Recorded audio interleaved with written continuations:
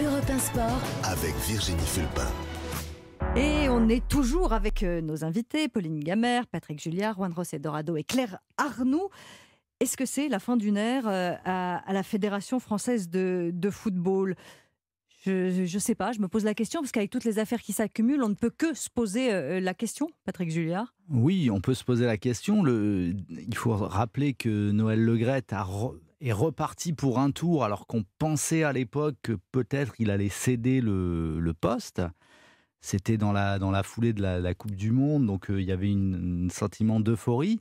Mais déjà, ce mandat a commencé par une sorte de pétition de 14 directeurs de la FFF en 2019, dans les mois qui suivaient la Coupe du Monde, pour dire que l'ambiance était délétère, qu'ils ne pouvaient pas travailler dans ces conditions, et ils critiquaient le pouvoir personnel de Florence Ardouin, qui était un peu le bras droit de Noël Le Graët.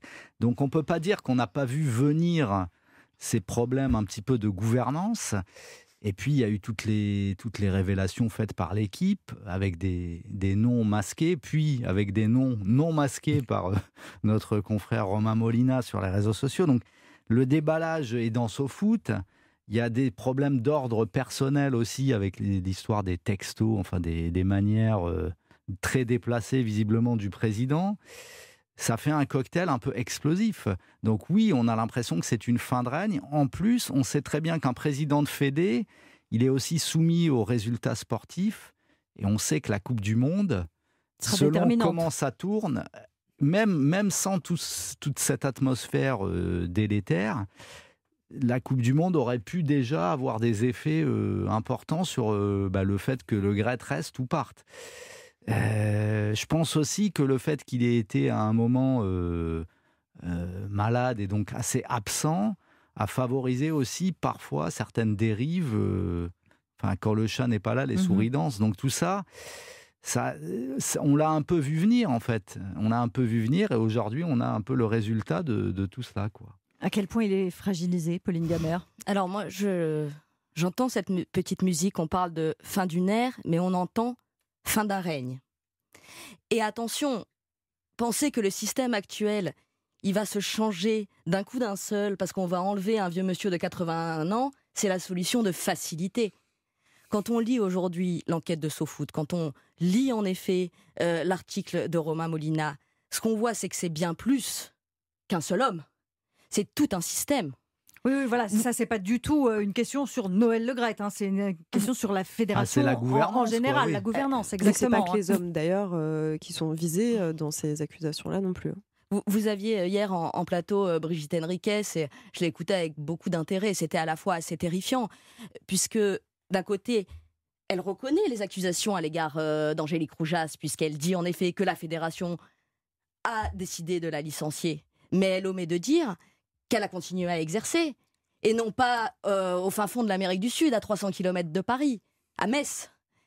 Et en effet, on décide de la licencier, elle décide de la licencier parce qu'elle estime que ces faits-là sont avérés, mais la fédération laisse cette dame continuer à exercer sur d'autres licenciés de la fédération. Alors pas, certes, les joueuses de l'équipe de France, les joueuses de Metz. Et c'est assez terrifiant parce que dans la même argumentation, elle va dire: ah oui, vous savez, c'est dur de parler. Moi, j'ai pris, en tant qu'ambassadrice de la fédération, une personne exceptionnelle, Catherine Moyon-Debec, qui avait été victime et confirmée au tribunal d'harcèlement sexuel. Et elle a été bannie du sport français. C'est elle qui le dit, c'est pas moi. Donc si on résume, on a quelqu'un qui est coupable aux yeux de la fédération d'actes d'harcèlement, qui est toujours en poste et qui continue d'exercer, et une victime qui a été bannie du monde sportif parce qu'elle a parlé. Et on dit qu'il n'y a pas d'omerta.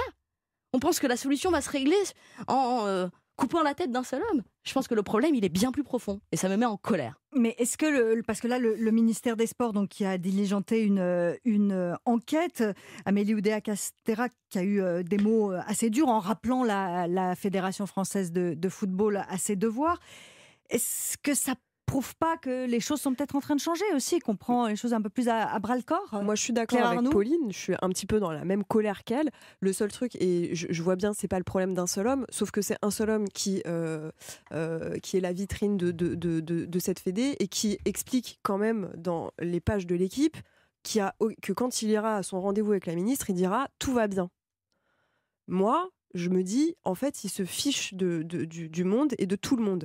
Non, on ne peut pas dire que tout va bien quand vous lisez effectivement ce qui est écrit. Alors, je ne sais pas si les faits sont avérés. Pour l'instant, la Fédé voilà. a porté plainte pour diffamation contre SoFoot notamment, hein, je le précise. Comme on le dit, il n'y a jamais de fumée sans feu. Je ne dis pas que tout est vrai, mais je pense qu'avec tout ce qu'il y a, ça me paraît bizarre d'être dans un fonctionnement parfait et qu'au final, il y ait tout qui sorte maintenant. Et Pauline l'explique quand même très bien. Il faut... c'est pas la fin d'une ère, c'est moi, j'espère que c'est la fin d'une ère.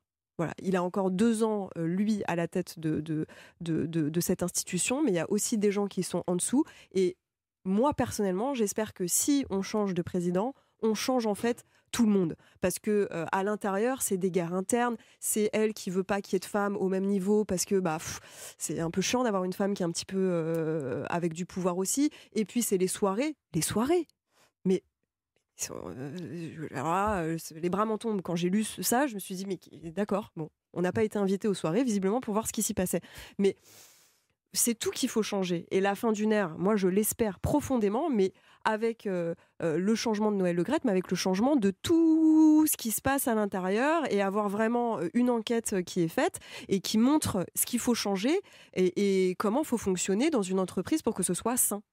Mais je vais répéter ma question. L'attitude du ministère des Sports est assez forte avec cette enquête qui est menée. Est-ce que vous pensez que c'est quelque chose qui peut changer les choses au sein de la gouvernance du football français? Cette enquête va peut-être permettre justement à Noël Le Graët de présenter sa démission et de partir. C'était le mandat des trop.